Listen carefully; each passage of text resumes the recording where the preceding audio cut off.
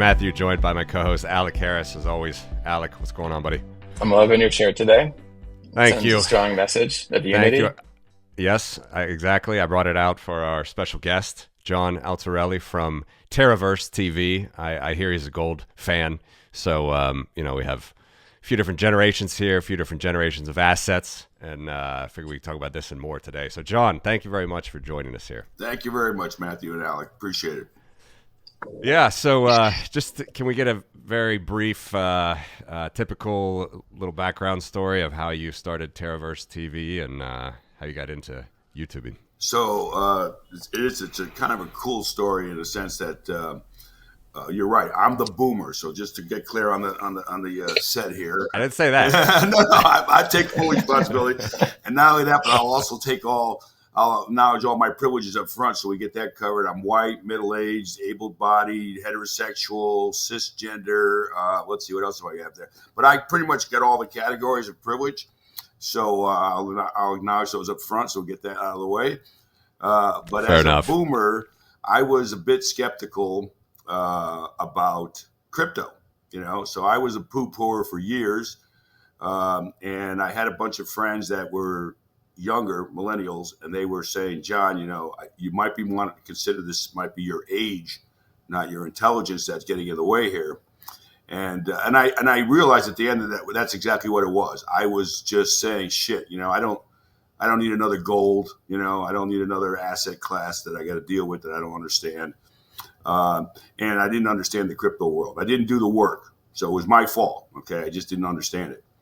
And plus, there was a lot of scams. That for me as a lawyer, so I'm a lawyer, right? 30-year corporate lawyer. I've seen every kind of scam you can imagine, right? So I'm not a big jump on the bandwagon for bubbles, because that was always something that we always work through. We were on the beginning, we were on the end, we're in the middle. So I just didn't see much to it, and finally, I realized, okay, I can't even talk to people, right?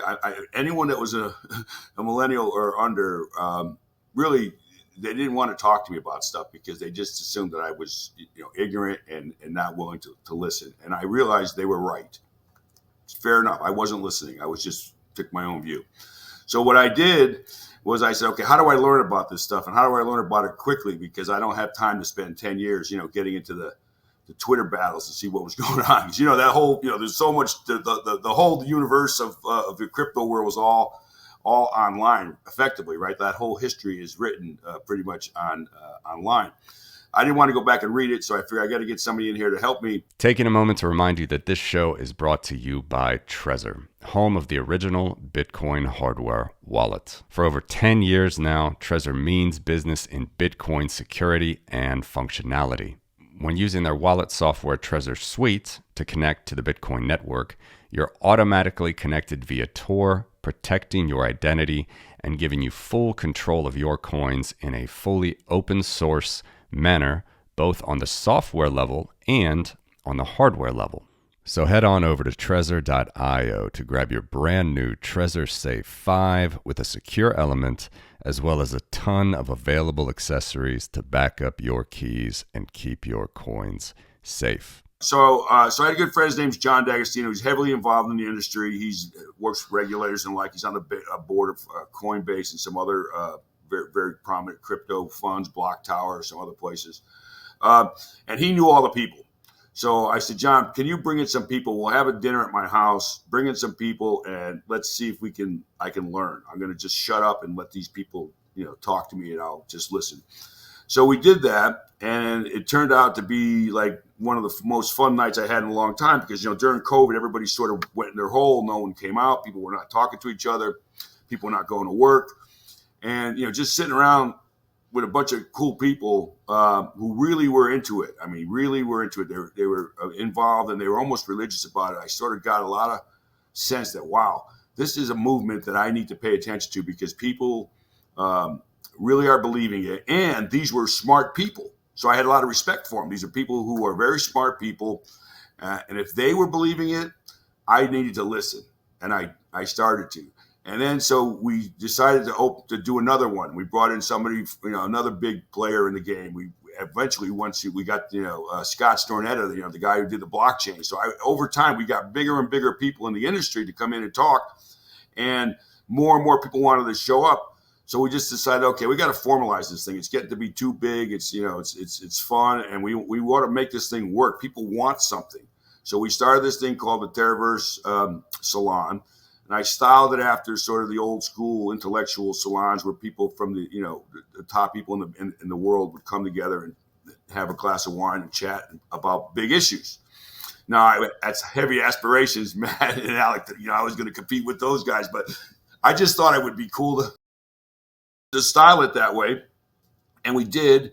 And John came up with the name Terraverse, which was sort of a spin on the metaverse, because the metaverse is being virtual. We said, well, we're going to do ours in real time with real people. Going to have them sit in my house, and we're going to share ideas in person. So we called it the Terraverse, and we started doing these monthly meetings, and we did it for about 2 years, and then when the big sort of first bust in crypto, with FTX and all the other funds that fell apart, there was a lot of depression around it. A lot of people got washed out. The industry took its normal course adjustment, and we stayed the course. But we expanded the universe of topics from Terraverse. We started to look at AI, because AI is a big component, which is also going to be tied in very much so with crypto. I think there's going to be a lot of synergies there from the people from both of those worlds.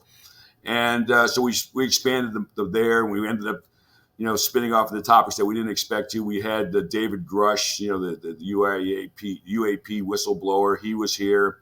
We've had a lot of great people, a lot of military guys. You guys probably know I work a lot with ex-military. I do a lot of charity work with those guys. So it's just taken off. It's been a great thing. It's gotten so big that we started to film it and put it on a podcast, because people that want to come, I can't fit.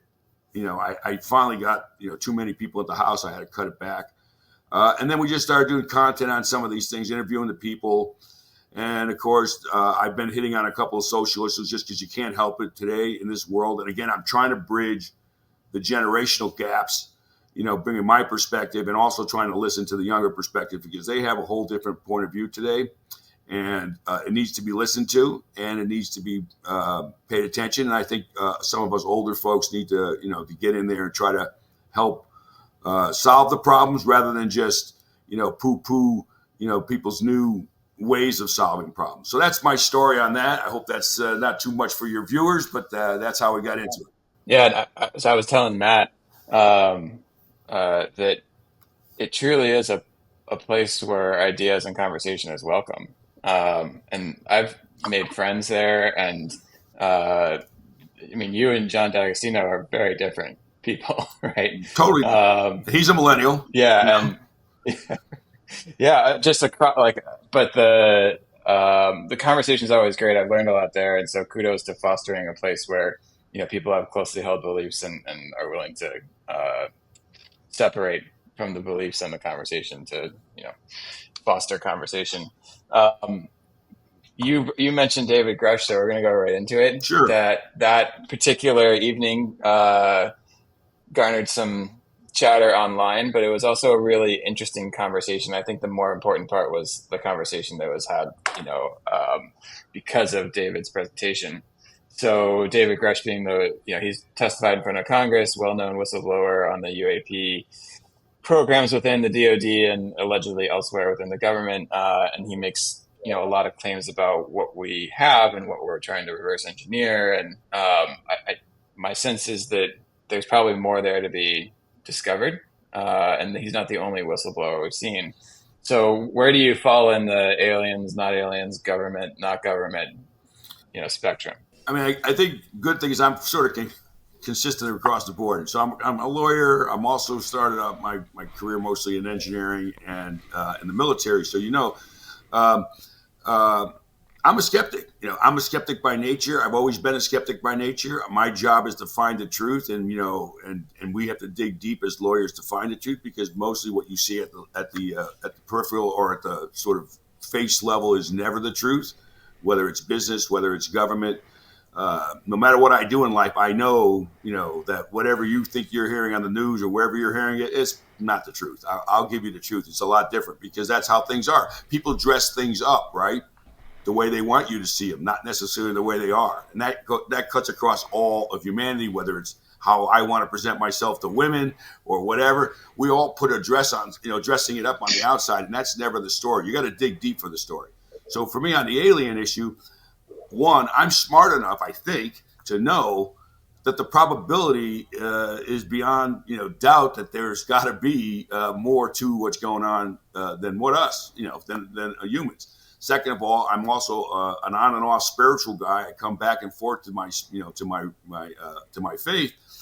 So I believe in much bigger things, and I've come to have enough experiences in my life that someday we can talk about some of my own personal experiences where I've been touched in ways that it can't be explained. Okay, it cannot be explained by our normal human experience. So I'm open to it. Always was open to it. Always was looking for that evidence. Right, I'm looking for the evidence behind it. I want to see it. There's this stuff out there in Area 51. Well, God damn it, open it up. Let's go see it. Right. So I've always been skeptical.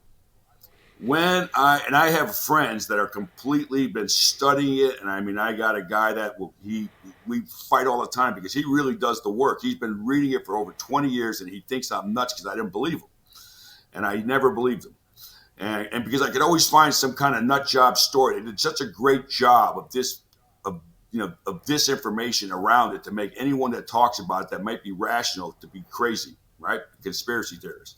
So when I met David. Okay, and if you've ever met this guy, you will know he is the most honest, sane, and smart guy you'll ever meet. And for him to do what he did, put his life at risk, absolutely his life's at risk, his career, his reputation, his family, okay? At his age, here's a seriously accomplished, decorated Air Force veteran who was at the highest level in the DOD with this great job, which was to investigate the government to see what they were holding. That was his job. He wasn't just a whistleblower. Oh, I'm a guy working in the shadows, and I decided to go tell a story. His job was to get that information, and he did it. And he wrote a 500 some odd page report that we can't see, and neither can Congress. How crazy is that? Okay, it's all there. It can be verified. It will be verified. And when I talked to him and when he spoke to us, I got to tell you, anyone who didn't believe is a believer in that room. I guarantee you, everyone that talked to him, I brought my family. I had my brother's a doctor. He's a skeptic. So they all came away saying, "Wow, this guy is real. This is kind of weird, scary stuff that the government can actually pull this off. The number of years that they have pulled it off." Okay. And yeah, I'm more than a believer now. I'm desperate to get more information. I'm desperate to support people like David Grush and other people who are doing the work. I hope that Congress wakes up and passes a law. Because, they actually have to pass a law. This is the crazy thing about the government. You would think the government could get access to its own secrets. There's no one in Congress that has a high enough clearance to actually get this information, and neither does the president. This is the craziest thing. How do they get laws like that they allow themselves to keep deep secrets within the military that no one can get access to? Not even the government, the president, not even the Congress. They actually have to pass a law to do it. Now they could, but they won't. Now that they tried to pass a law, but there's just enough senators apparently on both sides of the House. It's not a Republican-Democrat thing, right? That apparently are in the pockets, I suppose, of these military industrial complex companies that are getting the benefits of having access to this technology. So yeah, so I'm definitely a believer now. I want more to be done here, and I don't really know why the government's afraid of telling people. There must be another. It's either an economic motive. Maybe people are making money off of this. Maybe it's a power motive. We want to keep our prominence above Russia and China in terms of the tech wars, for arms and stuff. There's real good reasons, I suppose, for keeping it a secret. But I don't think that the government can keep it a secret much longer. So I think you're going to see this come out. My sources in the government that I now have quite a few are saying there is going to be some more disclosure over the next 2 years. I don't know if we'll get to full disclosure. Probably never will. I don't think the government's capable of full disclosure, but we'll get enough. And then my little anecdote on that, Matt, and Alec, one reason while I've been skeptical, I always was worried about a couple of stories. So one story, I don't know if you ever heard of how microwaves were invented, microwaves, right? No. When I heard this story, I always thought, okay, this is probably an alien technology, right? Because it's a stupid story. Supposedly, the guy that invented it was in his office and he was doing something with the microwave thing, and he had a chocolate bar in his pocket, and the chocolate bar melted, and that's how he figured it out. That a microwave would cook food or whatever the hell it is. And I heard that story, and that was it. Yeah. Like, okay, everyone accepts that story as the story, right? Just like that, serendipity. Yeah. I said that doesn't sound like. That sounds like a kind of a weird story. So it wouldn't be surprising. And I don't know. I'm just going to toss it out there. It wouldn't be surprising. My guess is maybe we got microwave technology from some of that stuff that we came here. That's the kind of stuff when you have these breakthroughs that somehow happen from an accident in a petri dish in the lab. I'm always a little skeptical of that. So it could be a lot of this technology that came out, over the last 50 years, came from these aircrafts that came here, and they've been studying them and been using it. Wouldn't be surprising to me. Certainly one of the interesting things that I've always thought about the whole story, and I think I go in and out of the rabbit holes. I have been out of the UFO rabbit hole for a while. I think Alec is more in it than I am at the moment, but the coinciding and the sort of the layering up of nuclear events that happen in the world, whether it's going back to World War II or before, or Fukushima. Things like that, where there are these UAPs or UFOs seen around there, or stories come out of those things. It seems to coincide with that a lot. And I don't know, what are your thoughts with that, and also just with obviously the political climate is so unbelievably hot these days, and then you layer in Ukraine, Russia, and Hamas, Iran, and Israel.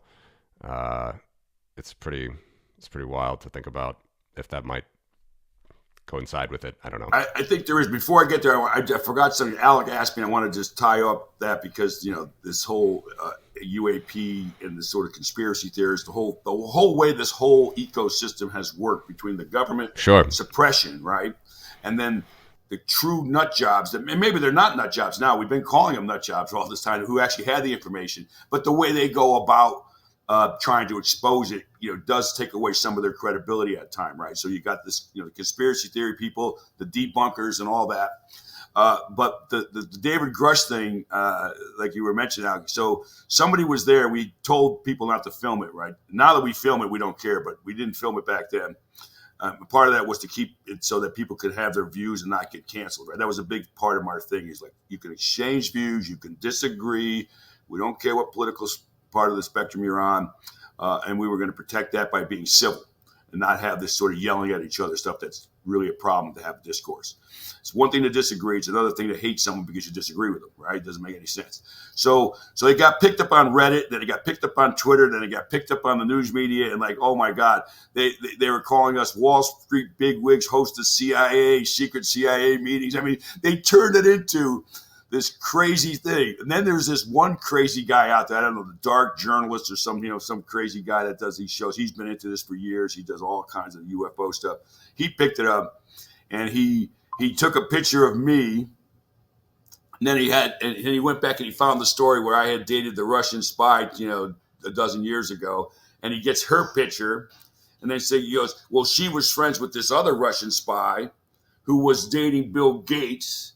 And Bill Gates knows Epstein. So somehow I'm now connecting all the dots with the strings on the board. I never met Epstein or Bill Gates. I don't even know any of these people. But it's funny how they're trying to make people connect the dots that we're all sort of part of this big cabal, that are hiding the secrets. So now I'm part of the cabal. I didn't even know. I'm called the CIA Cosa Nostra mob lawyer. So, but it was a great example of how stories just get spun and so quickly. And, I don't have a lot of firsthand knowledge of, being in the room and then also seeing the spin of the story. Like, that's not usually where I get to have both sides of it. And I was like, holy cow, like in 24 hours, it was, just this metastasizing weird story with a grain of truth. And that was about it. Right? Exactly. And so, but to your point though, So if that was the case there, then we should be bring that same skepticism to everything that we're presented with. Well, exactly. That's why when we start talking about Ukraine and stuff like that, because this is a good segue into that, because there's that going on in every aspect, right? You want to talk about Ukraine. Now, again, I'm lucky because I get to look at things from many different angles and I have a lot of different contexts. So when I look at a problem or an issue, I don't take anything at face value. I always know that if we're in Ukraine, there's multiple reasons why, or we're helping in Ukraine. By the way, I know we're helping in Ukraine. I know we have military on the ground over there because I know the military. I got some friends of mine are deployed right now. And that's not widely known. David Petraeus actually just had a panel last night at the Viktor Pinchuk Foundation. It's just it's a pretty good, like, no bullshit conference they've been doing every year in Ukraine. And a lot of the Western luminaries go, and, you know, Tim Snyder was there and Neil Ferguson. And I mean, it's going on right now as we're recording this.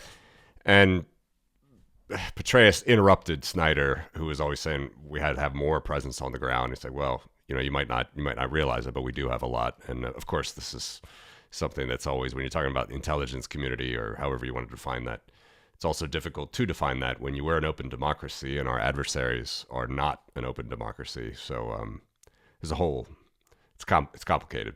It's definitely complicated. And, you know, it's hard to have a conversation, a rational conversation as American citizens, right? Okay, I'm not military anymore, so I don't, you know, I'm not taking any claim that it's part of my military background. But as a civilian, you know, just a regular civilian American, I do want to know what our government's doing in support of wars overseas. I do want to know what money's being spent. I do want to know the reason why we're there, you know, and I don't want the sort of bullshit story, you know, about why we're there. And it's funny because Ukraine, if you go back and look at the history of Ukraine, you know, they were on the outs with us for a while. We thought that they were bad guys, okay? And it changed over time. And that's sort of the problem with our political system and our, you know, is that we choose sides, and those sides sometimes change, right? And we may be supporting one or the other. I mean, we're never going to support Russia, that's for sure. But you know, our allies, it's sort of a bunch of sifting sands around the world. And, you know, I have another story someday we might share about, like, Sudan, which is, you know, people don't know that Sudan has one of the biggest civil war going on for decades. And people are getting killed down there at a much greater rate than Gaza or even the Ukraine. And no one even talks about that war. And, you know, and we're in there too. So is China. So is Russia. So China's very, very much in there. So China's very much in there. Right. Because they get the minerals down there that we need to run our world. And there's a lot of little battles around the world that are happening like that. And we don't talk about that. And the politics around Ukraine is tragic because, you know, that's a political battle that's happening right now in the electoral season, right, with Trump and Harris. It's not good because, you know, we got guys on the ground, troops on the ground at risk. We're spending billions of dollars to support a war that may or may not make any sense at all. And that's the other thing. We got to figure out how that's going to shake out. And then in this country, I would say 99%, and I may be even being generous when at 99, might be even more than that. People don't understand at all what we're doing there or why. And that is a tragedy because the populace needs to understand this stuff better. And when they decide on who's going to be their leader, whether it's, you know, Trump or Harris, and we ought to know what their positions are and how they're going to prosecute these things going forward. And it's complicated. So I'm not, you know, saying that the politicians need to have a definitive answer. And I don't think them saying, well, we're in or we're out is a good answer. I mean, we're too far down the road now. We got to figure this stuff out. And it's the same thing with Israel. And that's been going on for 70 years, I think, has been going on, the battle over Palestine. You know, so these are tough things. And I hate to see what's happening in the political arena because we're not having great conversations about it. And that's the tragedy. And we're not doing anything to advance peace. And we're not doing anything to sort of, you know, figure out how we're going to deal with this stuff in the future. So, yeah, I'm upset about that because I think the political process is not doing a good job. And I think people's inability to get information, right? We'll go all back to the information. The media and what you get, it's so bad. You know, I have to spend hours a day sifting through the various media sources and then, you know, private, thank God for people like us and you and the people are doing this bringing the news directly outside of the mainstream media. If it wasn't for YouTube, right, and all these other social media, we would be lost. And I never thought that was a big deal, right? I never thought that was how I was going to get my news. Can you believe that that's how I have to get my truth today? From other people like you and me who are out there trying to figure it out. That's crazy.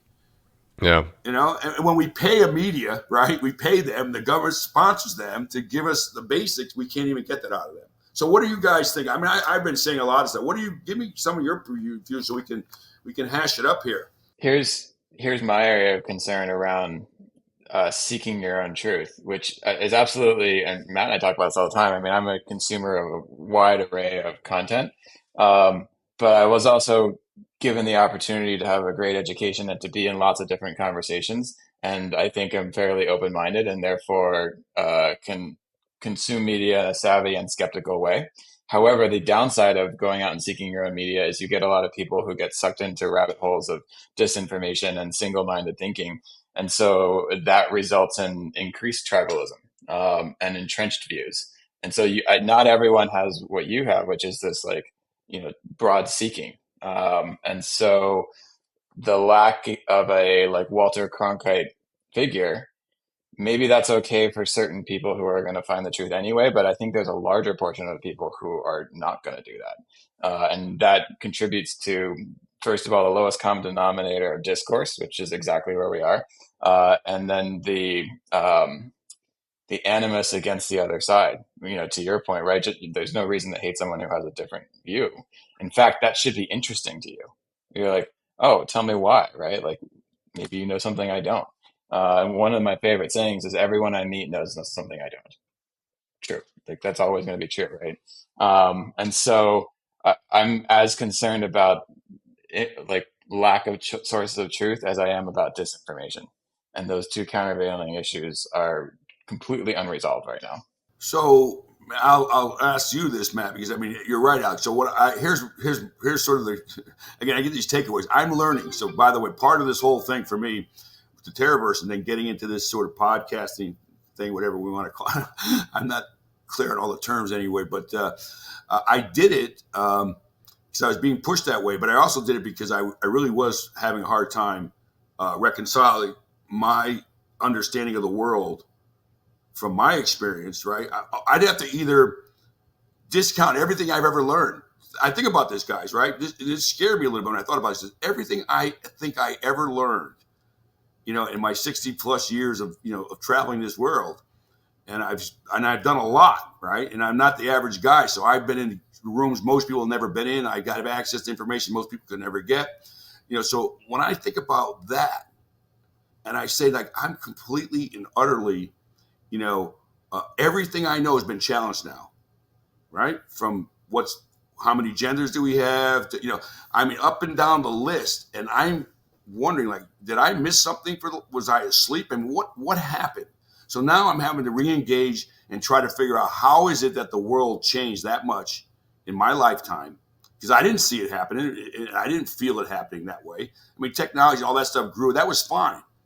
But this whole attitude now, to shift back to sort of Marxism, which I used to see back in the 70s and 60s when I was growing up, which is now 10 times worse than it was then. I didn't see that coming. It just came as a complete shock to me, and I don't know where it came from. So that's one thing. And then on the information side, you get in your bubble. So your feeds that come to you, right, they're already now through an algorithm pushing stuff to you that they think you want to hear. That's problematic. I have to fight that, right? So I have to fight my own feed sometimes to figure out what's going on. I absolutely want to hear from people on the other side. And the good thing for me, and I hope other people have this, I have been proven wrong from time to time because of the shit I got on my feed ended up not being correct. And I hadn't had enough time to debunk it and to figure it out. So it's driving me nuts, Alec, and Matt, what you're saying. I need that news feed that is going to be true, that I don't have to go do all this work every single day. And there's a lot of people out there that are trying to do that, but they're not getting any traction, as I realized. If I do my podcast, if I wanted to be a big guy, right, I'd have to take a point of view, right? And I'd have to take an extreme point of view because that's how it works. If you look at the big podcasts out there or whatever these shows are, they're all they all have found a niche that is sort of, they found their community of people, and it's usually something controversial, right? You don't see a lot of, boring guys that are just trying to do what I do, give the truth, because who gives a shit, right? It's not fun. You got to take a point of view. And that's the tragedy right now. So now news is going to be based on how popular it is, which is just another reality TV show. Tragic. So, Matt, does any of that make any sense to you in your view? Sure. I mean, for me, I'll try to keep it brief because my listeners know me much more than they know you. But, I've started this podcast like 7 years ago, and it was solely focused on Bitcoin. We call it Crypto Voices, but that name kind of became more illegal in the Bitcoin space because they want to just be only focused on Bitcoin, not crypto. I see. Yeah. But anyway, I kept the name and don't really care. So we mostly focus on Bitcoin and sound money and sovereignty. And if you have, if you really want to protect your family, protect your wealth, you can easily move it across borders, and you can have it protected in multi-sig escrow type arrangements, which are pretty incredible. It's like a superpower, really. So these things we've been discussing for many years, economic impacts of it and stuff.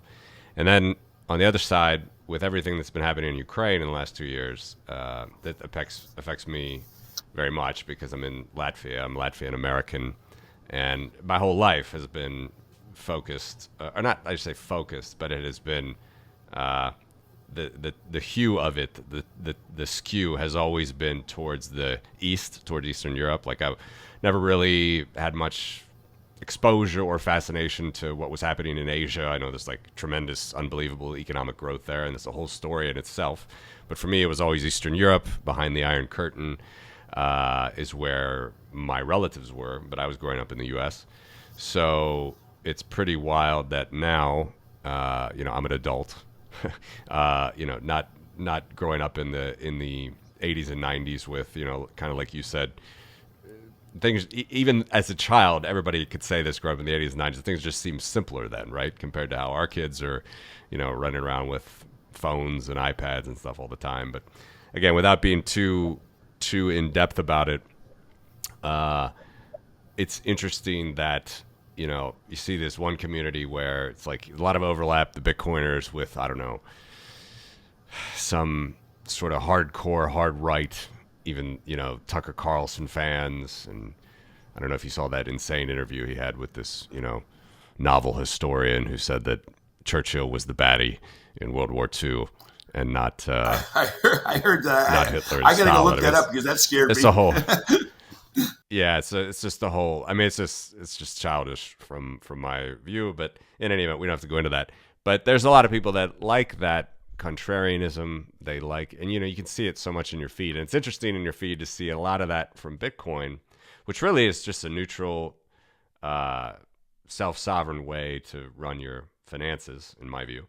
And then you have the real world where you have guns and ammo and people, unfortunately in Ukraine, getting deported and raped and murdered. And like you see that, and then people are saying, oh, it's all the United States' fault. This whole war is the United States' fault, all this NATO expansion stuff. And then not asking the next question is like, why do you think countries like all of Eastern Europe wanted to get into NATO, wanted to be away from what Russia had been doing in the past? And Ukraine is just the next step of that. So again, I could go days on this topic, and my listeners have heard enough, but for me it's interesting to see those two different views in the media. It is. Yeah, we could spend a lot on that, and that's a good point, because not understanding the dynamics and the history of geopolitics and the like, that's where you can easily be fooled into believing sort of a false narrative,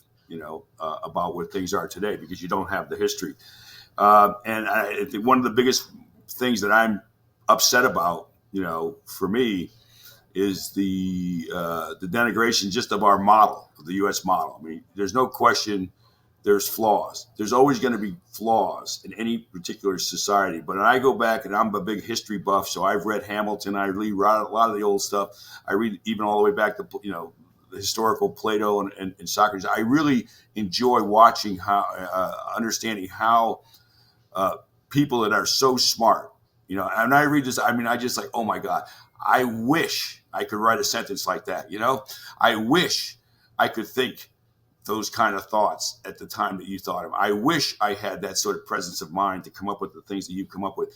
And there's been so many smart people, and as we've evolved in a society and how to govern ourselves, you know, right now at this point in time, and I don't think anyone could dispute this, they really want to be honest about it, we have the best system now to satisfy the needs of the most people. Okay, better than anything else. If we had to take care of 7-8 billion people in the world, you could not do it under any other system as well as we do, even though a large number of those billions, right, are still living in a situation which we would not want to be, most of us, okay?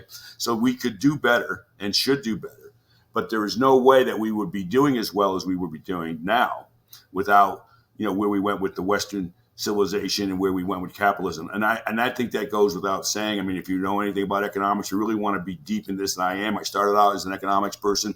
I understand it. And I understand it's because it's the human nature of people. And if you accept the human nature of people, that they're going to do what's in their best self-interest. And if you don't believe that, then I think you're going to always be wrong. And if you want to be right, that's why, you know, Wall Streeters, they tend to bank on that stuff. That's why social media is trying to figure out everything about you, what your self-interest is, right? So we can sell to you better, and we can figure out how to unlock, your preferences ahead of time, so we can sell to you and take advantage of you. That's the nature of the world. But when it comes to Bitcoin, I want to get back to that because I know you're big on that. I didn't tell you a story that's going to be interesting. So Bitcoin is really the next iteration of how people had safety, what you're talking about, it's sovereignty, right? So people who grew up in the Depression, they literally put their money in mattresses. I know people think that's a joke, and I'm going to tell you why it's not a joke, because yesterday I heard a story and I saw pictures of it. So one of my good friends, apparently his parents or grandparents, maybe his parents, I think it was, were survivors of, let's call it the Depression, and they don't trust banks. So they had all their money in like bags and stuff and stuffed in the attic, and literally it got molded and wet. And now the guy's got to take it down to the treasury, because if you can save 50% of the note, they'll replace it. So he's been drying it out. He's got tens of thousands of dollars that they put in there. His parents have hid away over the years that might be gone, because he's got to dry it out and take it. He's literally going to DC down to Treasury to see if he recouped his money. That was that generation, wow. Right? They literally put it in dollars and hid it in the mattress. And then you had, the other sort of the World War II, the boomer generation, they loved gold, right? They got sold on gold, right? Gold was the safety thing. And I know tons of people, I used to laugh at them and say, what are you doing all these coins and all this stuff, What are you going to do with that if the world melts down, right? But they got it because gold's been a standard forever, and it's safe for them. They feel safe with gold. They don't trust the government. So there's never been a time, at least in the last 100 years, where people trusted the government to save them when it comes to currency. So now Bitcoin's in there. And the reason why I was skeptical of Bitcoin was I couldn't understand how we're going to continue to pay for the blockchain to keep it alive once all the coins are mined. And it's going to have to be appreciation of the asset, or, fees from transactions. But, right now, one of the fundamental problems is we're not having enough transactions. The fees will be too high. So until Bitcoin becomes a currency, more of a currency, right, where it's being exchanged on a daily basis, I think the fee problem is still a problem. So there is problems, and I've recognized them. I've talked to the guys in crypto, and they understand them. Bitcoin, I want to mess up the difference. And they understand they have problems. And the good thing, why I'm optimistic about it, and you may know that I had a SPAC, and we bought a Bitcoin miner called Grid. And, I've learned so much about the Bitcoin now. I actually know what a nonce is, which a lot of people don't. If things like that I had to go learn. I had to learn how to do revenue recognition. I actually was the guy, believe it or not, I'm not an accountant, but we could not get through the SEC review process because the Bitcoin people could not explain how they make money in a way that was able to be disclosed in a securities document, so that the market could understand how they actually make the money. And so this revenue recognition problem was a problem. So it took almost 2 years of going back and forth with the SEC to finally get the language right. and the accountants were stuck in their category. They were like, this is how we do it. We always account for things this way. And then you had the crypto people who were trying to explain how they actually collect the money, which they were having a hard time doing. And they actually didn't even get the formulas right. I had to rewrite the formulas. Good thing I actually know a little bit about math. The formula that they disclosed in their disclosure about how the money was calculated was actually wrong. And so I fixed that. And then I actually wrote the disclosure for the accountants that got it through because they just couldn't be clear. So it took a lawyer to go through and figure all this stuff out and then, write it in a way that now it's accurate. And it wasn't that there was a problem, just that you have to explain it, right? And it's very complicated, as you know, Matt. It's not easy for the average bear to get their arms around how mining occurs and how, Bitcoins are generated. Forget about the whole the cryptological, science behind the math problems that the computers are trying to solve and all that. But it's a lot for people to understand. And I think that's going to be its problem. We need to do a better job of making people understand it because gold is easy, right? So it's a piece of gold. It's in it's in a coin or it's in a bar or whatever. But Bitcoin's not. And dollars were easy. So once we get to do a better job, I think you'll find the adoption. And the good thing is the generational matter doesn't matter because everybody that's younger, they've already accepted it. So we don't need to teach them. But we do need to make it safe. And that's important. And I was very happy, by the way. I don't know how you feel about the ETF, but I think the Bitcoin ETFs are the smartest thing out there right now because that'll help the adoption go up faster because it's easier to hold the asset without actually having to hold the asset if there's any concern around wallets and all that other stuff. And you may or may not know, but I did the gold shares ETF, which was the first one for gold. Wow, you were on council for that. Yeah, I was counsel for that. I got that through the SEC too, and that was another challenge because that was the first ETF that was what they call a 1933 Act, which is a different securities set of laws that cover that ETF versus a 34 Act, which is ones that cover stocks and the like, which are typically what's in an ETF. And then crypto now is a whole new asset class. So they didn't really they didn't know how to deal with that, right? So you had 34 Act covers stocks. If you hold stocks, that's 34 Act. If you hold a commodity or something else, that's the 33 Act. And then we had this one, well, what is that? Does it fit into 33, 34? And they had a lot of time struggling with that. And they also struggled with the custody. The main thing of an ETF is, you got to have the stuff, the stock, you own the stock, you own the gold, or you own the Bitcoin. And where is it kept? Is it safe? Like, for example, for gold, for the ETF for gold, all of the gold that backs the assets for the ETF is in a vault in the Bank of England. And at the end of the night, they just move gold in or out, right, to balance up so they have the exact amount of gold that's supposed to be behind the value of gold in the ETF shares. So the same thing has to happen with Bitcoin, right? You're going to have to move Bitcoin in and out of some custody arrangement, which I think it's Coinbase is holding the custody for most of these ETFs. Most of them, yeah. Yeah. So that was just a challenge, and I wanted to call those guys up when they were struggling. I said, I could probably help you out here because I've been through this before. I know what the SEC is concerned about, and the problem with the Bitcoin guys, the same was the gold guys. They didn't want to change the way they did what they did. They wanted to stick to what they were doing rather than to conform to the regulatory scheme that's out there, which isn't that hard to do. And then to try to write all the new rules, I think that was a mistake, to be honest with you. And I mean, as a lawyer, I think people would have been better off figuring out what the existing regime, right, and just building your asset class into that without trying to rewrite the whole rules. And if you look, they really haven't rewritten any rules for the most part. And guess what? Bitcoin's fine, right? The ETFs are fine. Everything's working out, right? And they hadn't. Despite all this crying about new rules, they haven't had to do that. They've been able to interpret that because that's what we do with laws, right? Laws are never going to predict everything that's going to happen in the future. You learn to interpret them based on what what it should be, and courts will do that, and then they can also make new rules if they need to at the regulatory level. So I'm glad that it's sort of slowed down with trying to write new rules. You don't need them. I think for the most part you're there, and if you have an anomaly over time that needs to be fixed, then you fix that particular thing. So I think, from that, I think you said Bitcoin's good. I don't think it's going anywhere. I think that's asset class is solid now forever. And I think the other thing is when they, for the mining companies, I think the good news for them is they're going to be able to diversify their cost structure by AI. because the amount of compute that's going to be necessary for AI is going to dwarf Bitcoin and every other energy source, demand out there, if you can imagine. And since the Bitcoin guys already have the facilities online, right, that they can put a bunch of compute online, I think the miners are going to be able to diversify their cost structure, and that might help Bitcoin. What do you think about that? Sounds good to me. I mean, I'm not in much in the mining pool game nor the mining game itself, but there's new players coming in all the time that have great ideas, and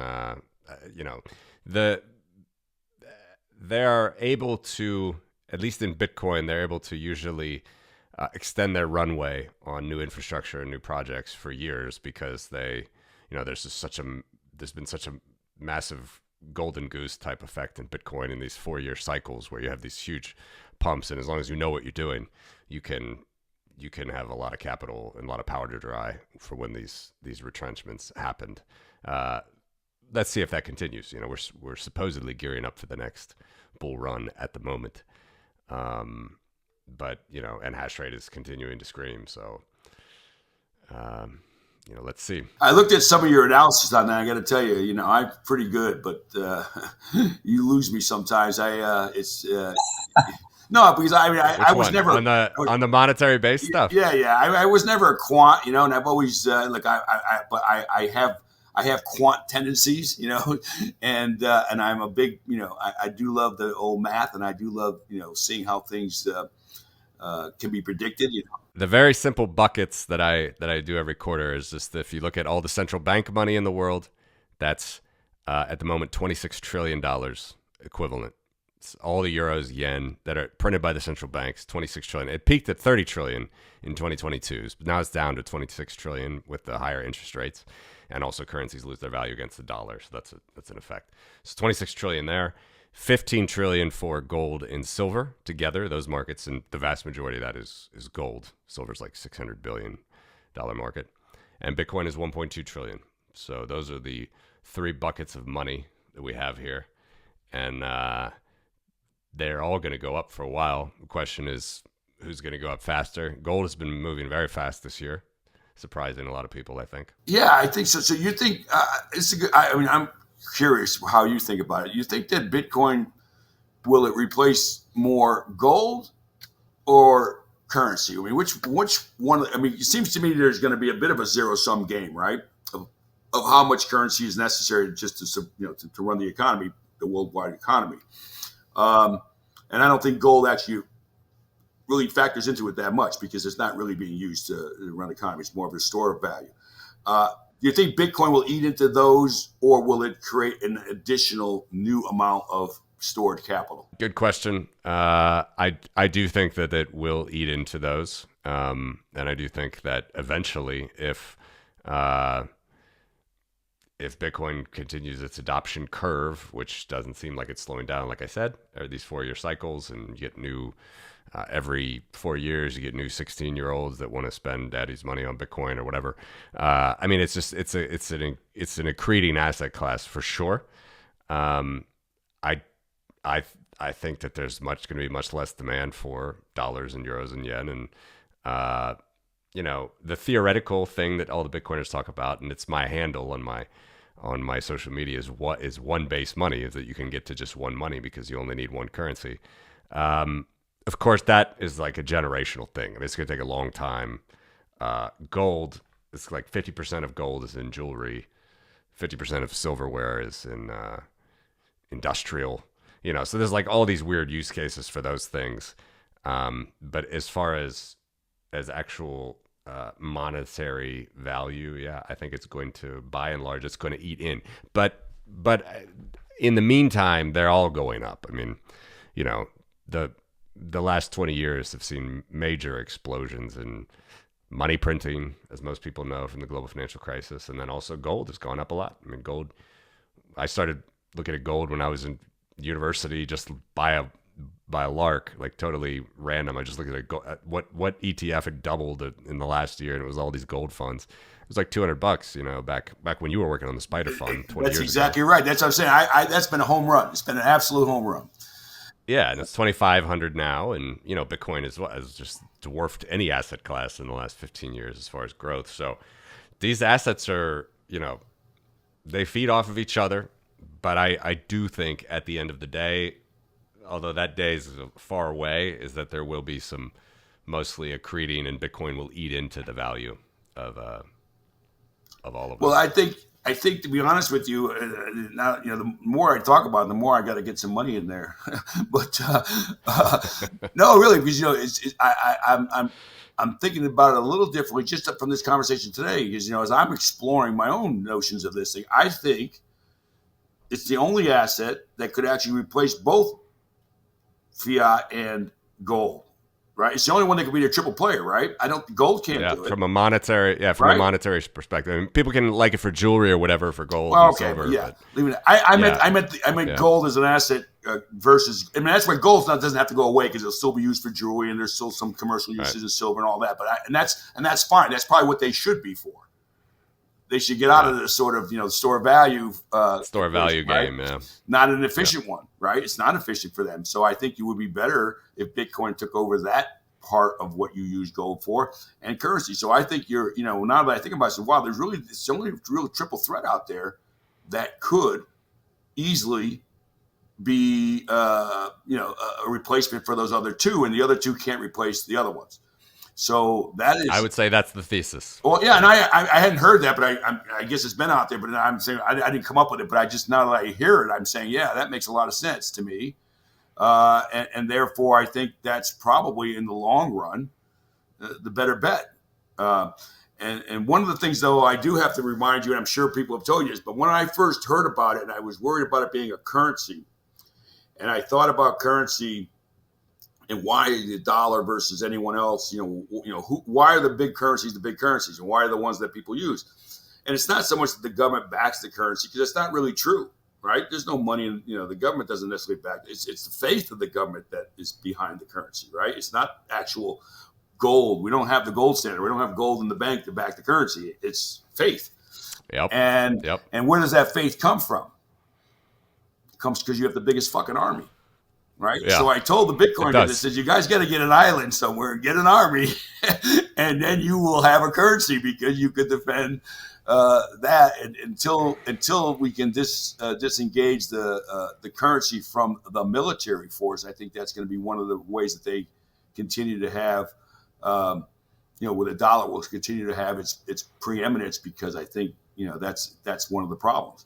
And then also the fact that they can shut you down, right? If they want to, that's bad news. Well, the shutting down thing, I think, is at least for Bitcoin itself as a network is proven to be pretty resilient. Yeah. As far as, like you said, the biggest fucking military, that is absolutely that's absolutely where the full credit of the U.S. government eventually lies, and as the dollar standard has lied for the last 50 years. Well, actually 80, really since Bretton Woods. Right, Bretton Woods, yeah. And and then fully untethered since 1971 from gold. Right. The only thing I would say to that is that's why I'm a little bit more askance looking at the rose-colored glasses of where Bitcoin can go compared to, say, a lot of Bitcoiners who think that we're going to moon tomorrow or next year. Because precisely of the geopolitical issues. And again, most people would look specifically at the U.S. government in sort of a nefarious way, or just a negative way that the U.S. government is just trying to protect everything that they've built, and and they're usually going to do it poorly and corruptly and all the rest. And whatever, there's a lot of truth to that. You'll see that, like going back to the social media stuff, you'll see that down all your feeds. If you're a Bitcoiner, you'll see that 100% of the time. But then on the other side, I see what's happening in Ukraine. I see what's possibly happening in Taiwan. And, there's a whole world order that is being threatened by, countries that do not have Americans' best interests, for sure. And they also, it's not that if America just stands back and says, okay, you know what, go ahead, Russia, you can go ahead and take Ukraine. Maybe you can come and take the Baltics as well if you want them, and Poland. Maybe go there as well. Like that is what this order is. This new multipolar world. This is what they're really trying to do. Is just go back to these old sphere of influence and stuff. And that's That's not going to fly. I mean, the U.S. is not going to want that to happen, nor do the allies of the U.S. want that to happen. So it's very complicated, and that's why I think, yeah, it's a long game. And this Michael Saylor from MicroStrategy, who made billions right on his Bitcoin investment, he has this theory that the dollar is going to still remain like the king currency. Bitcoin is going to be the king store of value. That's fine. I'm not as fond of that argument, but I think that argument in the short to midterm is probably totally logical. You think, first of all, I share all your views on the geopolitics, and I may even be more concerned than you because of some of the access I have inside the government. They're making me nervous now. Well, I got to tell you right now, we're in a full-on, if you don't know it, we're in a full-on cyber war with China right now, full-on, okay? It's active, it's aggressive, and it's going on every day. Tell us more. So Tell us more. So that's a guarantee. We're in a cyber war already, full-on, and China's, sort of like the Raptors testing the boundaries of, of the defenses to see how much they can get in. That's what's going on right now. We're doing a little bit of that back and forth to see how good each other is. China, as you know, has made a clear, absolute design on Taiwan. They absolutely want it. Xi Jinping, he's made that his lifelong mission. I think you should believe the guy, right? I mean, why the hell would he say it if he's not going to do it? I think he's going to do it. And the question is when. But from a rational point of view, for me or a guy like Trump, even, Mr. Businessman, you would say, well, what do they really want? What does Taiwan do for them? Is it the chip production for NVIDIA chips? Maybe, right? That's a big deal, right? They control 80% of the chips that we need. Is it just because they hate the fact that they're, they lost this little island that they think they own? It's just a we want it back kind of thing. Is it just it's ours and we always had it, we want it back? Is it sort of just an emotional thing? Is there an economic reason? I certainly don't see it as maybe a military strategic. Maybe it is. I'm just trying to figure out what it is that's so important to China that they would take that risk, because it's a massive risk. That's a nuclear war type of risk with us, because we've put our stake in the ground as the U.S. saying there's no way we're going to let that happen. Is that true? Are we willing to go all the way full scale with a war with China over that? I don't know. I don't know that I would, frankly, if I'm the U.S. So that's a real issue, because I'm not sure that it's worth, the fight over that. And that could be a real problem. So that one is scaring the government, and it's definitely scaring our military people, because that's a tough call. The Russia call with Ukraine is another one. If we decide to let Russia continue to go back and decide they're going to get all their satellites back, right? They're going to go do the whole thing again. That could be a problem. I don't know that that's their design. My people haven't told me what the sort of big play is over there. It's obvious what they want with Ukraine, with the pipeline, with the coastline. There's strategic reasons for having Ukraine back. That makes sense for Russia. I understand that, but it's hard for me, not being an expert in those particular areas, to understand what the true motivations are, and they're probably not ones that we've all heard of, right? That's the only thing I can probably guarantee. Whatever the real motivations are, we probably haven't heard of. But they do worry me, and I think that's one of the reasons why I'm getting heavily into cyber. Alec knows that. I'm really concerned about that, because I think that's where the next battleground is going to be. It's not going to be conventional weapons. It's going to be cyber weapons, and that potentially, as I understand it from my sources, is that could be more debilitating to society than conventional weapons. You can affect more people by shutting the grid down, right? You can affect more people cybersecurity wise than you can by sending a lot of missiles, even, unless you're going to go a full-blown nuclear war. But you could do more damage with cyber than you could with the conventional warfare. And people probably don't get that, right? We're more at risk now than ever. And the consequences of that risk are far greater than worrying about, can anybody reach us with a missile? And I think that people are missing that point, and that is something to be concerned with. And, that ties into your security with your assets, and how do you survive a cyber war? And I think people should be preparing for that. Instead of putting the guns down, and packing a bunch of food and all that, which is all good and well, but they should be hardening their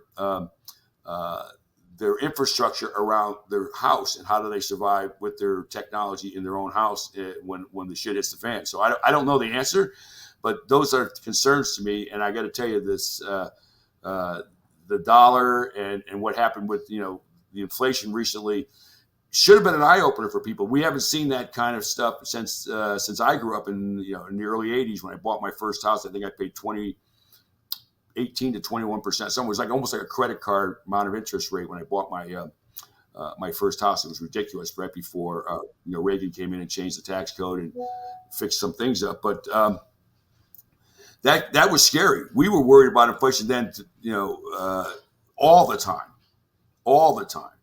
And now we're going to have it maybe for 2 years. I think it's going to come down. I think we're going to get it under control. And but still, if that could happen like that, right, from an incident like COVID, what happens if China goes and does Taiwan? Any one of these triggers could be massive. And they're worried about climate change. They should be worried about this. It's more imminent, in my view, than climate change. And yet it doesn't get talked about much, other than the one in Israel is the debate is completely morphed away from the core issue into some other issue I can't even put my arms around, to tell you the truth. Anyway, what do you think, Alec? I've been rambling. No, these issues are the ones that, and when I say keep me up at night, I don't mean that. I actually mean keep me up at night, right? Like genuine concern. And the cyber war thing, 100%. This is going on. I think it's worse than just the perimeter, penetration testing and assessing, soft targets. And I was sitting with a guy last week who said he was in security at one of the big banks, and he said that only 5 years ago they were experiencing 1 billion attacks a month, 1 billion a month on their network, and now they're lucky if they can get through a week without 1 billion attacks. So this is like empowered by AI, right? Advanced persistent threats, the reduction or the deflationary elements in technology that allow you to do more with less: processing power, storage space, all of that, reach, bandwidth, throughput, all of that. And so what I don't think many people understand is, if there was an invasion of Taiwan, so you're talking about Indo-PACOM and aircraft carriers and all that, but the cell phone towers and the power grids and the water and all of that's going to go off here, right? That would also be a day one thing. And so, if you've ever had your cell phone battery die and it took you an hour to go back and charge it, imagine that for a month, right? And that's a little quippy, right? But I think that's the reality. And so what you would see, in my opinion, and this is why it keeps up at night, is we saw the social fabric fray very quickly and very easily and under much less duress in the last 5 years. And we're not even under duress, and we're seeing it fray, because of this election. And so if you don't think that you put people, hungry, cold, not having running water, not being able to text their friends, no TikTok, right? Like that's now to me, that just sounds like 1985, but I don't think we're ready for it. Living in New York will help people if they've been around. If they haven't been around long enough. If you can remember Hurricane Sandy and a couple of the blackouts, okay, we've had a couple of big blackouts in New York, and I was here for all of them. Okay, with half of New York up to Houston was underwater. I lived down there and I couldn't get to my house. They wouldn't let us in there. And we had a dog or something. So the guys that worked at the building used to have to walk up. I think it was on the 40th floor. They used to literally went up and, walked all the dogs, thank God. What a bunch of nice guys, right? Every day they went and fed, our animals because we couldn't get back there. New York, I will think, would not last a month. The chaos happens here probably about 2 weeks. You cut New York off, and I think it lasts 2 weeks, and you're going to have a full-on, whatever those movies show, it's going to be full-on that way. No question about it. Okay, people. And I was shocked there in Sandy because I had a house up in Connecticut, so I was living up there because we couldn't do much in the city, and they couldn't get water to people in and around New York City. I'm saying, are you kidding me? The rest of the country was open, right? It was no big deal, right? We had water. I literally packed up a bunch of water and shit in my SUV and drove down to some of these areas to bring them water. I'm saying, like, and the government wasn't able to do anything. And even the private sector, like myself and others who did that, it was difficult because they had everything blocked off. They wouldn't let you do anything. They wouldn't let you bring in water, even though they needed the water. So, and that was not even as bad as what we're talking about. If it happens, it's going to be bad, and it's going to be bad very fast. And I don't think people understand how bad that is. And if we ever get to electronic vehicles, it's going to be even worse. It'll be like that movie where all the cars just keep piling up and, crashing into each other. And you can't even get a car or a truck or anything to open up because everything will be locked, somehow electronically, and you'll be screwed. And that's not that far off either, right?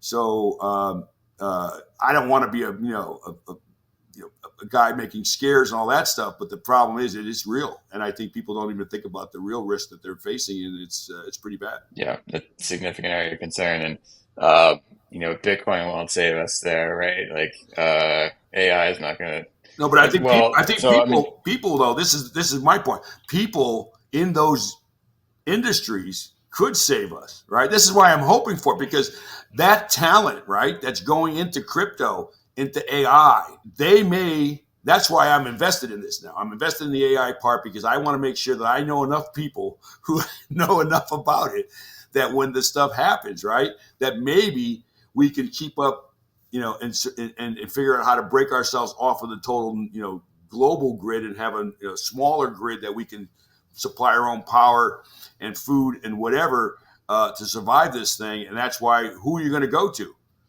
You're going to have to go to the guys that know how to do this stuff. And to me, they're all going to be in AI and crypto. So yeah, I want to keep those people close. I want to learn what they learn. I want to be friends with them, and I want to know, and I want to help them, help us in a way that I think is useful. And I think that's why, for me, I'm all in on trying to find more and more of these smart people to help us with this. And I'm focused on it 100%, even though I don't personally have the chops to do it. I'm going to learn.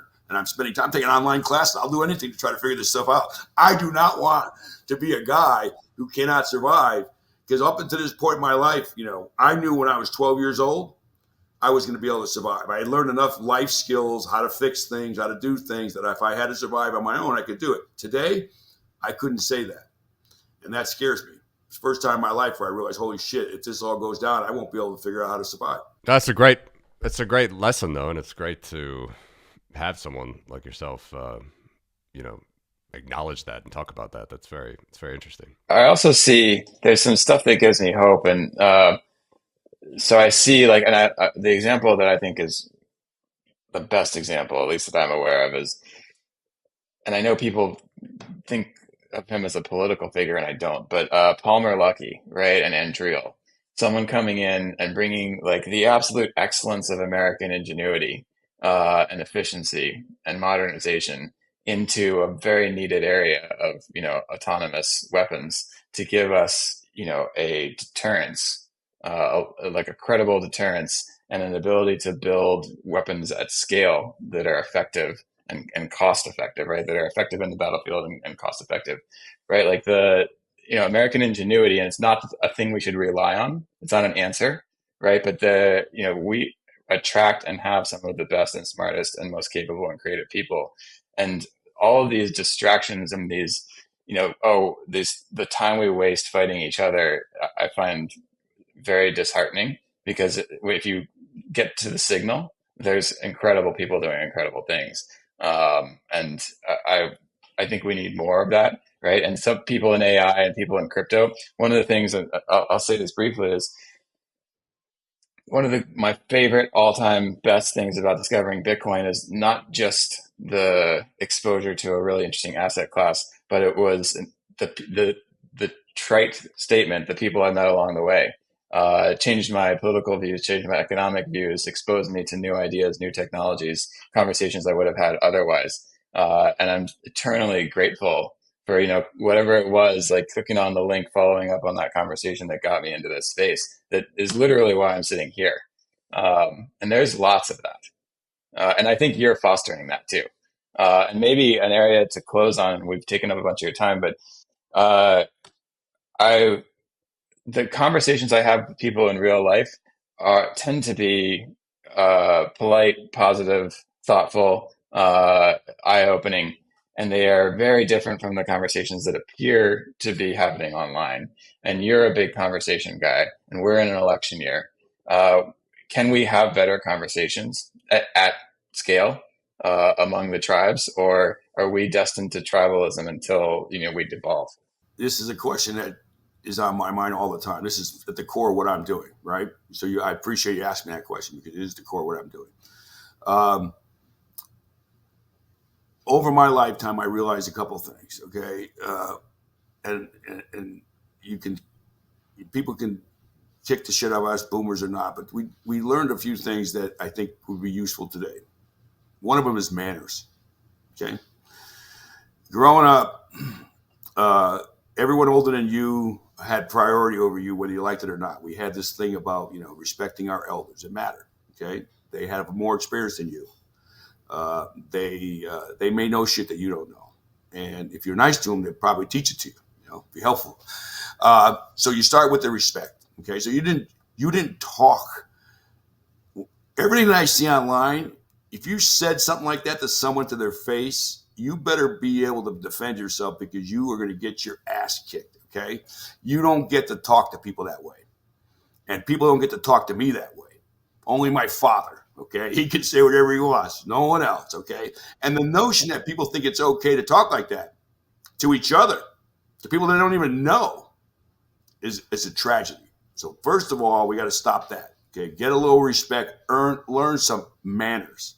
You can dispute, and when we used to dispute, like in the academic world, you wrote a paper, then everybody else could attack your paper with nice, really well written, thoughtful other papers. Okay, and you didn't have this ad hominem, attack about your personal life in there. It's your ideas that are attacked, and that's fine. That's what we can attack. You can attack my thoughts. You can attack my ideas. You can challenge my notions. Absolutely. You want to start challenging me? Well, then you're going to have to think about what that might entail. And people don't have those consequences anymore, and therefore they say a bunch of stuff that they wouldn't say if they were talking to me to my face. That's why I want to put people face to face. And as a lawyer over the years, when we did our meetings and our negotiations, they were face to face. Totally different tone now than when I do it on Zoom. You ought to hear the shit that people say, okay? Because they're in the other room. Because if they were in the same room, somebody might jump up and just put throttle them. I know it sounds crazy, the whole you don't need the physical, but just the notion of it. You wouldn't talk that way to someone. You just wouldn't.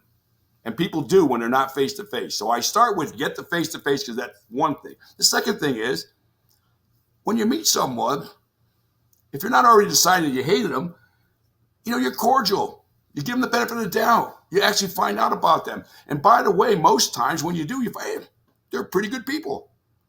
I'm not going to hate them because of what they're saying. And you can't get that when you're on a Zoom or on a Twitter or whatever the hell it is, because you don't know these people. You never get to meet them. So to me, you got to meet these people.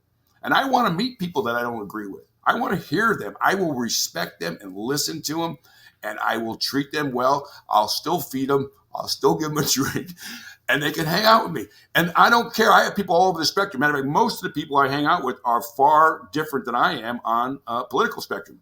We're way different. And yet we've been friends for years, and we continue to be friends.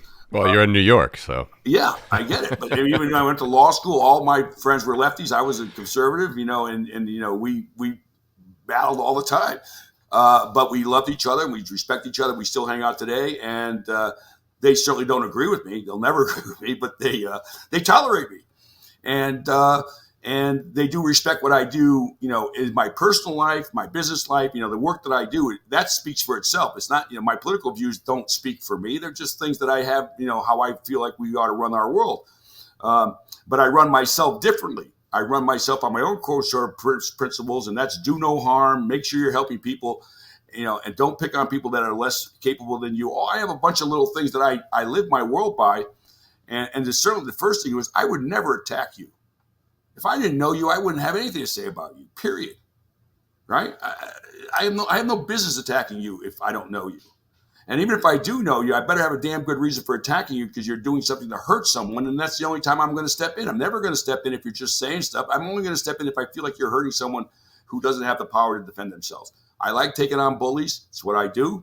And I enjoy it because bullies deserve to be taken on. Somebody's got to take them on.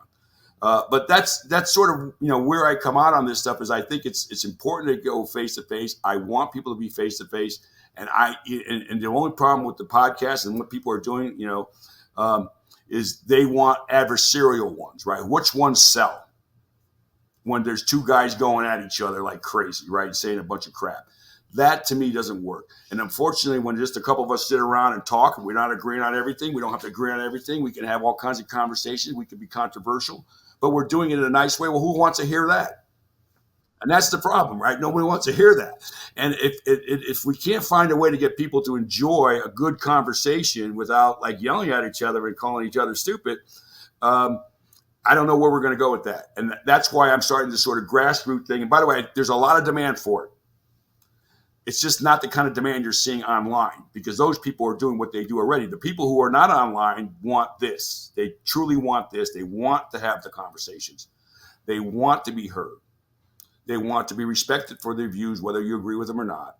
And by and large, I believe, and I still believe this, otherwise I wouldn't be here, most people, and I mean everywhere in the world, have the same goals and desires for their life. They want to live a good life. They want to make a decent living. They want to keep their family going. We all have the same basics, okay? And for the same, if everyone has the same basics, how is it that we are at each other's throats? I don't get it. We all want the same thing. And until we can get people back on the notion, what does that mean? How do we do it better? And how do we help each other? And then I think we'll be better off. And that takes, I think it does take the personal stuff. That's why I think it's good that we still have churches. People may not be religious if they are or not, but, churches provide a big, big value in communities because they actually provide a community for people to be together and to share things together. And to reinvigorate the notion of, humans, really need that interaction. We're very much social animals. And I just think somehow we need to have a few more successful media people like you guys or whoever it is that we can get out there and create a different offering. And maybe we'll have to spice it up something. I don't know what it is. I'm trying to figure it out myself, but there's a way we got to reach people where it's not just continuously, the back and forth with the fighting. And if you're not taking an extreme angle, you have no voice. And that's the problem. That's where we're at today. And I guess it's easier for the algorithms, right? You guys know this better than me. It's probably easier for the algorithms to pick and choose the extremes, right? Than to try to find how to deal with, distinguishing around people in the middle, right? Sure. I mean, you said it earlier, but I try to do this. I try to click on lots of different voices to make sure that the algorithm continues to feed me, not just one thing. And it actually works. Right? No, it does. I get tons of Democratic. I've got a little of everything stuff. For mostly they want money, but yeah. I think I donated once to somebody. Yeah. Yeah. Oh, you'll never be remembered or never be forgotten. No, I can't get rid of it now. I made a donation to a Democrat, which is amazing. I'm a Republican, but I like the guy who was in Connecticut, and because I don't go full on anything. I care about the people. It's the individuals I vote for. Well, yeah. John, those are great words to close it. But before we do, I still have to ask this. Sure. Alec said at the beginning, we're in an election year. Do you have any hope for the state of U.S. politics, the way that they're going? I mean, it just seems this has been a rough one. It's been a rough one watching from YouTube abroad from Europe. It's been pretty rough watching the scene there. It is rough, and for me, because I've been around a long time, right? So I've been through a lot of election cycles. Every one of them had its concerns, right? You were worried about who was, but I never had in my life. This is the first time. This is, it's not going to be good that you hear this. I've never felt as bad as I have over the last 2 or 3 election cycles about where we're going as a country, not the government, right? Because the good thing about the government, as long as you have a split house, Congress is split from the president.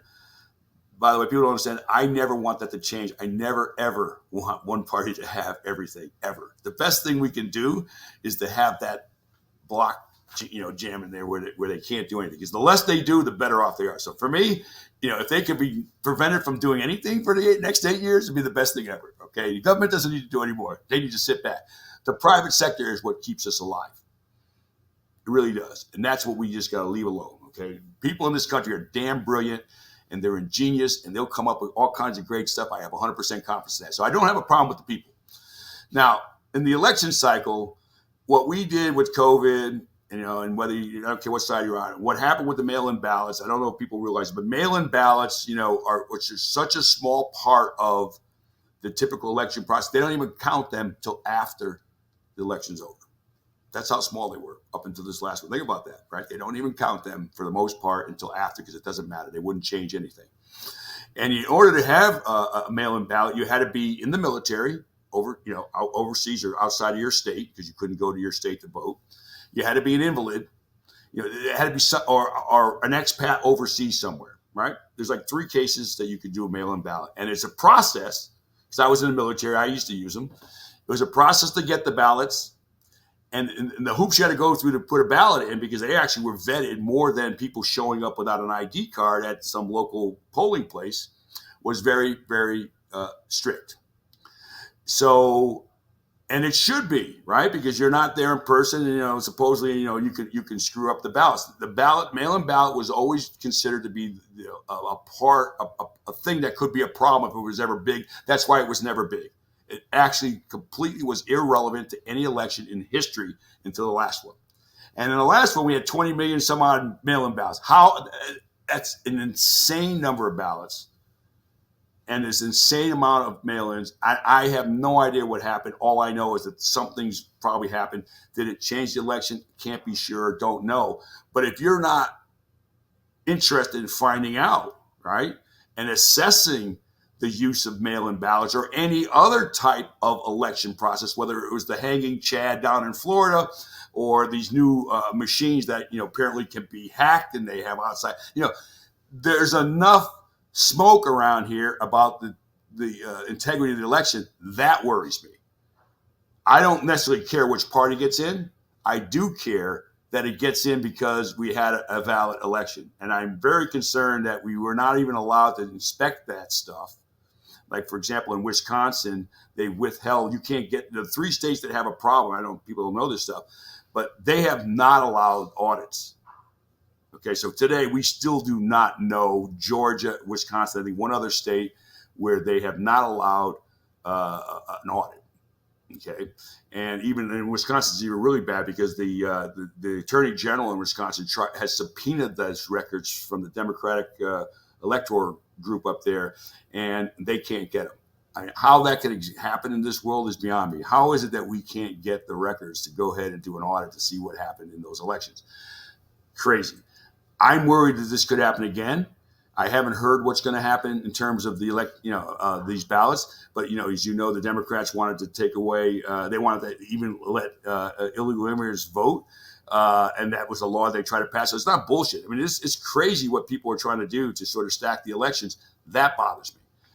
Other than that, how do I feel about Trump versus Kamala? Look. I'm not a huge fan of some of the policies that the Democrats put forward. So I'm a Republican. So I have to side with Trump on a personal level. I know the guy. He used to be in New York. I think he's a jerk, and I wouldn't hang out with him. He would not be my friend. Okay. I think he's unpresidential. I think he's a disastrous sort of model for who we want to sort of speak for us as a country. Although a lot of people like his shtick, I get that because they're tired of the other, lying directly to your face constantly. But it's not what I want for our country. I want someone up there who can convey our values, right, and can do that effectively around the world and to the people without the kind of bullshit name calling. I mean, that stuff is, again. In my generation, you couldn't have that. You could never run for president and say the things that these people say, ever. And you could never run for president if you had a background that had those types of, picadillos in them, right? There used to be a vetting process where if you had some stuff, you didn't get through the process. You kind of had to live a bit of careful life, if you will, to get there, because anything in your history would have been disqualifying. Today, nothing in your history is disqualifying to run for president. That is strange. Like, I never said, I'll never run for president. No way. I couldn't possibly pass the screening, right? The average person would say, no way. But today I can say, shit, I probably got just as much right to be there as anybody. It's crazy. So yeah, I worry about that. I don't think it's going to be as bad this time. I think hopefully people will be more careful in the voting process, and I hope that we don't have a battle. I do worry about a battle after the fact, that who's going to claim that the election was stolen, and we can't keep having that. And the simple way to fix that, as you know, as you're a technologist, we could easily do that. We have technology that can easily verify who the person is, how they're voting, and we can get this all squared away. There's no lack of ability to have full and fair elections. The question is, do they really want that, and why not, and who's benefiting from having them not be full and fair? And that's who you got to look at. And I think right now I'm a little bit more concerned about the Democrats, unfortunately, than the Republicans, because the Republicans clearly did not do a good job on the ballots last time. They had the same right? They could have gone out there and harvested ballots. They could have done the same thing, but they didn't. I think they would, now that they know. So I'm not confident the Republicans won't try the same game this go around, and I worry about that. So yeah, I worry about the election integrity. And as a country, we should have that. If you think about this, almost every country in the world, all Western countries, we're the only major country that does not have a voter ID requirement to vote. How in the world could that be okay? Just, to me, it can't be okay.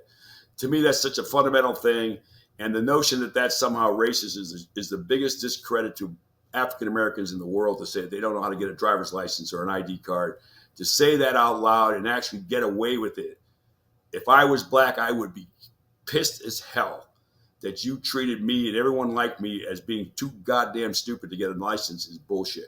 And that really irritates me, because that, you talk about racist, that's the most racist thing you could possibly say to someone, is that you're too incompetent to even get a license, but somehow you're managed to have a cell phone, which you have to have a license to get.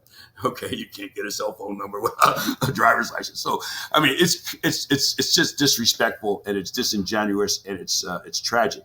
So yes, my concerns around election integrity. The party doesn't matter as much, because I think hopefully we'll have a split, right, in the House and the Senate. Keep things under control where they have to negotiate. And I hope when we get done with this cycle, this will be the last we hear of these candidates, and we get back to vetting some real candidates, where the Democrat actually goes through an election process to get picked to be president, and that we have Trump will finally be done, and his lock on the party, because he has an unbelievable lock on the party. For all of us, regular Republicans, we're stuck with what we got. But I hope that they can get the next generation of candidates out there. And we need that. We need a bunch of younger people. Even though I'm old, and I think that age is not necessarily a disqualifier, but I think there is a little bit of generational change now, that we got to have people who are more amenable, right, to the needs of the largest part of the population. Because if the boomers, the greatest generation, by the way, of all time. Go on. There's more than the greatest? More than the greatest generation? The greatest generation is all dead now, so we get to take the claim. So we're the greatest now. The greatest living generation of all time.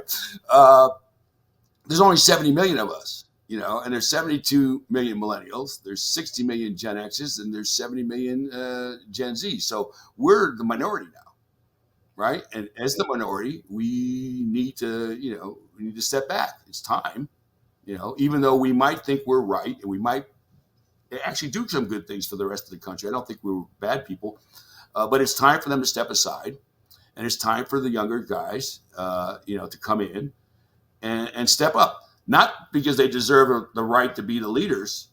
They need to step up because it's their goddamn time to step up. I'm old. I can't be doing this forever. You guys got to step up and get the job done, and I'm relying on you. So it's not like I'm mad about it. I'm desperate.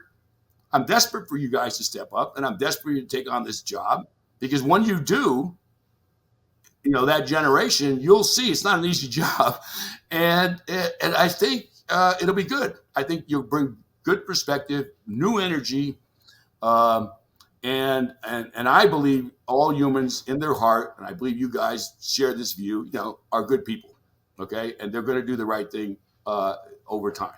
And if we encourage people rather than discourage them, right, for taking the reins of control, that would be a better thing. So I'm going to speak for boomers to the next two generations and say, hey, we want you. We need you. And we hope you take it over soon. And we hope you do a better job than we did. We tried our best. We didn't solve it all, but we did our best. And I think the next generation will take it to the next level. And I hope they do a good job. That's all I can say. That's a great way, John, to end it. I love that. Positive, hopeful, and We'll turn the page. I love humans. Humans are resilient. So I have absolute confidence that we're not quite as good as cockroaches, but we'll get there. Well, listen, where they'll be here where forever. Can our speaking of this resiliency, where can our listeners find out more about what you're doing and where to find you? Usually you can start on page 6, but other than that, no. Usually you start there. But no, I have a thing called Terraverse TV. You can watch that. We post some content there. I ramble on now and then about some of these topics that we talked about today.